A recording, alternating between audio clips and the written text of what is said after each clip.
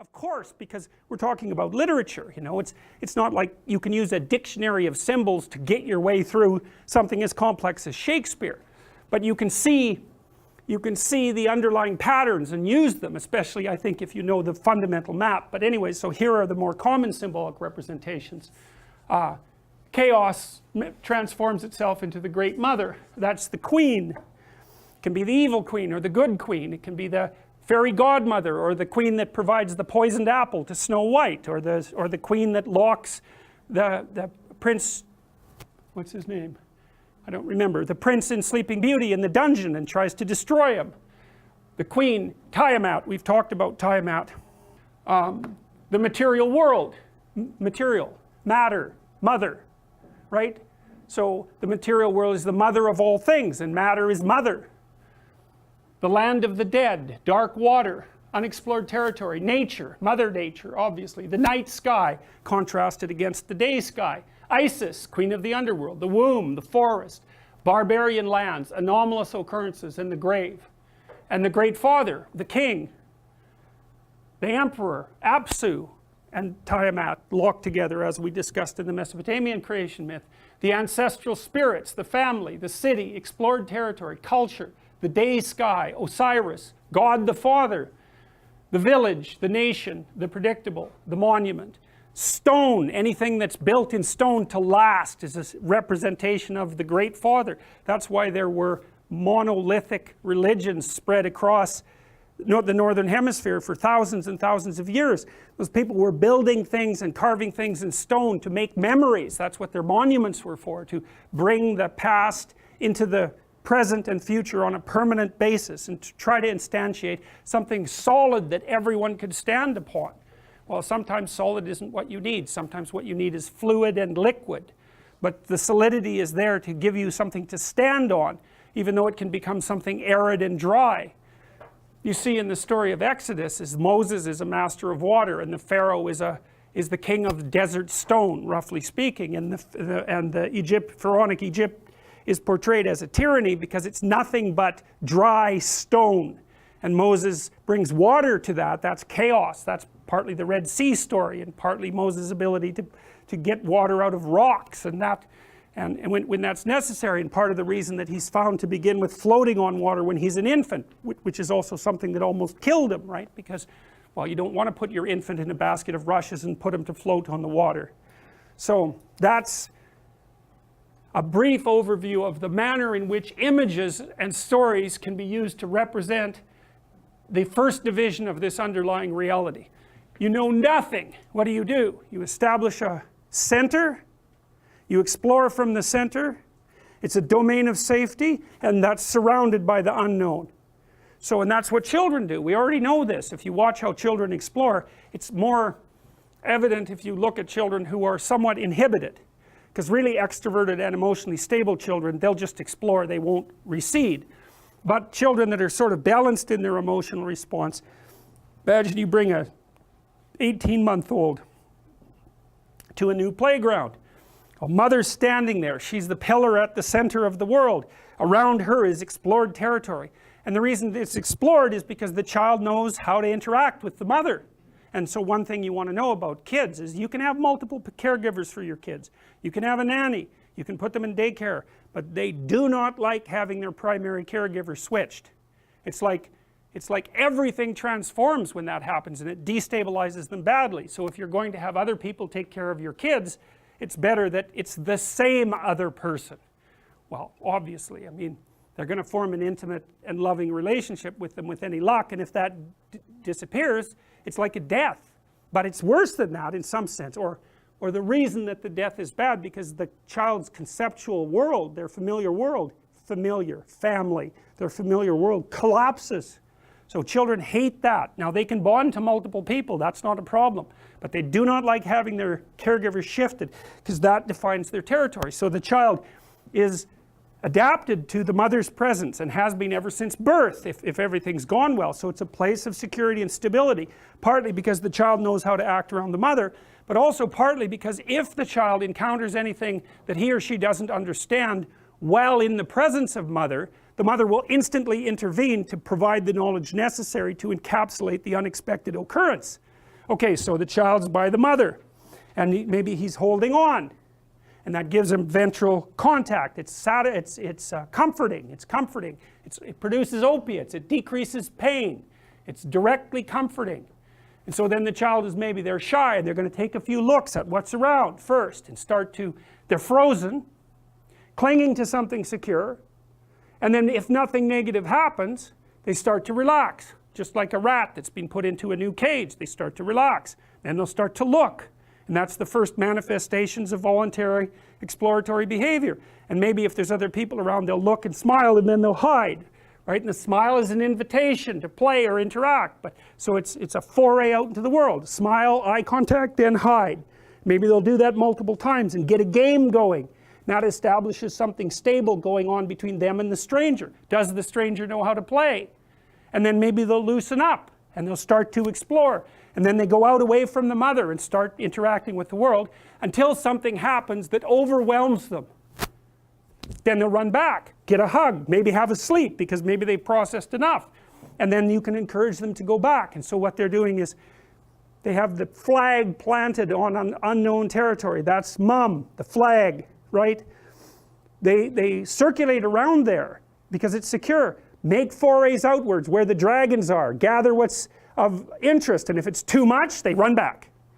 And then the mom says, it's okay, no problem, you know, or gives them a little, you know, rock, or maybe feeds them something, and lets them have a little rest, and then off you go, play again, out they go again. And so what the child is doing is continually moving out, extending its explored territory into the unknown, just like the Star Trek Voyagers, and then moving back to security, and then moving out farther, and then moving back to security.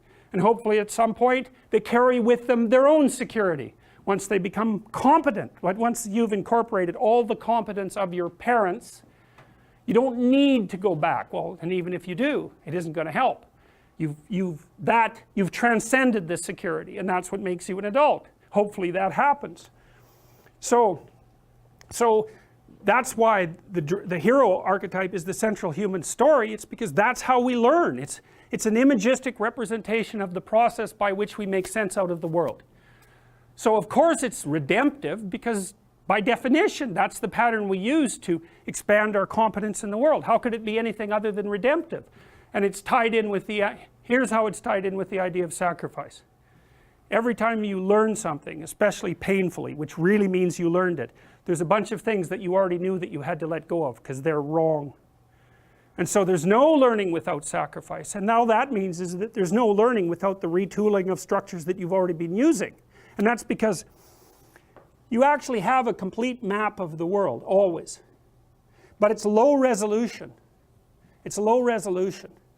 And then if you go out there and into a particular area that you've only mapped in a low resolution way, you'll learn details that force you to update the low resolution representation. And sometimes that can mean abandoning whole pieces of it because they're just wrong.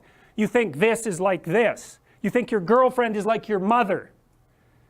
Well, you may find out that that's absolutely wrong, and the degree to which you use this low resolution map to map her, you're going to experience nothing but trouble. So in fact, in all likelihood, that's what you'll experience, because your girlfriend is not your mother, or at least she shouldn't be.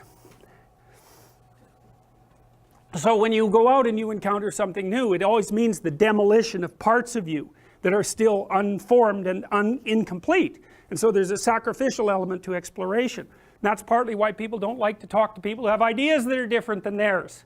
Because you might think, well, sure, we differ, why can't we just talk? If you know things I don't, all the better. But no, if you know something I really don't know, it's going to challenge something I already presume. And if it really challenges, it will disintegrate, and I'll do a little trip into the underworld before I can restructure myself. And if you really challenge me, it might be an almost complete dissolution. So who wants that? Well, here's how you want that. The only circumstance under which you will want that is if you know that the alternative is worse. Continual small updates differentiate you and make you strong. You shy away from that, your map stays low resolution, and you make yourself weak because you're not practicing that process of letting go and transforming, and letting go and transforming, because you want to become a master at that. You don't want to be a master at guarding your territory, even though that's extraordinarily useful. You want to become a master of taking the walls apart and extending them and building them up, and taking the walls apart and extending them and building them up. And that, because you'll never run out of utility for that. And that can mean that unknown becomes something that's your friend instead of your enemy. And that would be a wonderful thing, because of course people respond to the unknown as if it's their terrible enemy. It's like, don't be so sure about that. What you know might be your enemy. What you don't yet know might be the best friend you have. And it's highly probable, because what do you know? And there's an infinite number of things you don't know. So you might as well make friends with them.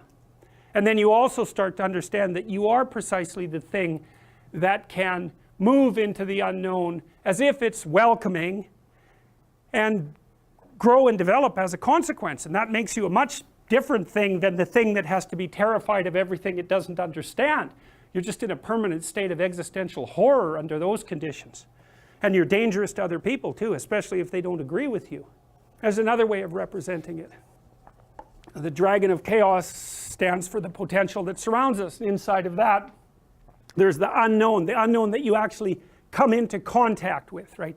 That's the unknown as it actually manifests itself in your world as something you don't understand, instead of just the potential for that. Because we say, look, you know perfectly well that as you're sitting here, there's all sorts of things you don't know everywhere. But where are they?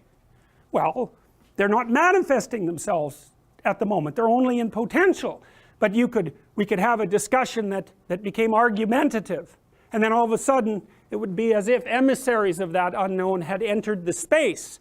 And that's the unknown that's defined in relationship to what you know. That's what you actually experience, instead of it only being potential. It's a tough thing to get, because they're both unknown, right? You think, well, how can there be two different categories of unknown? Well, latent and manifest, that's a good way of thinking about it.